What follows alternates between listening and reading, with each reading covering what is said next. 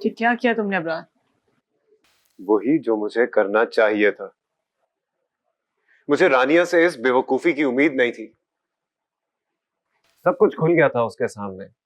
भाभी की सच्चाई उसके सामने थी, उनकी असलियत, उनकी मक्कारी, सब कुछ।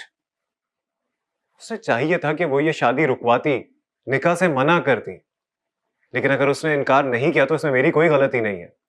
ओह, तो रानिया ने ये निकाह भाई से इंतकामन किया है। ये ये क्या कह रही हो तुम? रानिया का निकाह भाईजान से हो गया। क्या किया उसने? खाला अम्मी आई थी निकाह से पहले तुम्हें यहाँ ढूंढने के लिए। अब क्या होगा? वही होगा जो अल्लाह को मंजूर होगा। कहीं ना कहीं तो उन्हें रोकना था। तुम, मैं और कोई और नहीं रोक सका उन्हें, क्योंकि हम में से किसी के पास भी उनके खिलाफ कोई सबूत नहीं था। लेकिन जब अल्लाह इंसाफ करता है तो कोई बच नहीं पाता। वो सब तो ठीक है, लेकिन तुम अब क्या करोगे? अम्मी और भाईजान को कैसे फेस करोगे?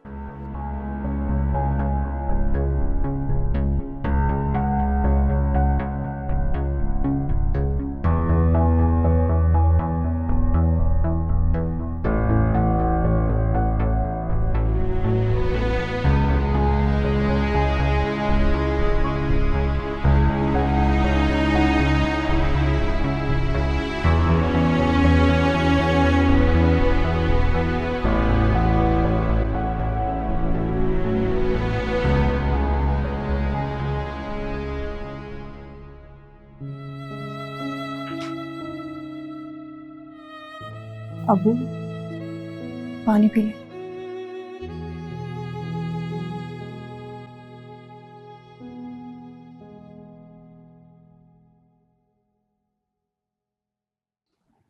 आफरीन चुप हुई? जी अबू, अम्मी ने नींद की गोली देकर सुला दिया उसे।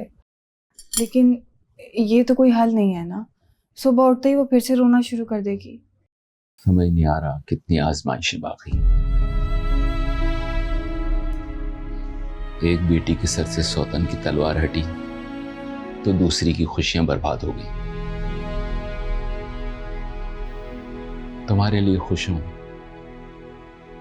या आफरीन के लिए दुखी, कुछ समझ नहीं आ रहा मुझे। मैं अबरार से अलग हो रही थी, लेकिन इस फैसले से तो आफरीन का हंसता बसता घर उजड़ गया। क्यों क्यों हुआ ऐसा? अबरार तो उस लड़की से मोहब्बत करता था, फिर निकाह के लिए क्यों नहीं आया? कहीं उसका इरादा तो नहीं बदल गया? क्या पता वो अपनी शादी को बचाना चाहता हो। अबरार के पीछे हटने की वजह तो फिर भी समझ आती है, लेकिन रानिया और वकार भाई के निकाह के लिए रजामंदी, इसकी समझ नहीं आई मुझे। उसने आखिर ऐसा क्यों किया? क्या मिलेगा उसे ये सब करके?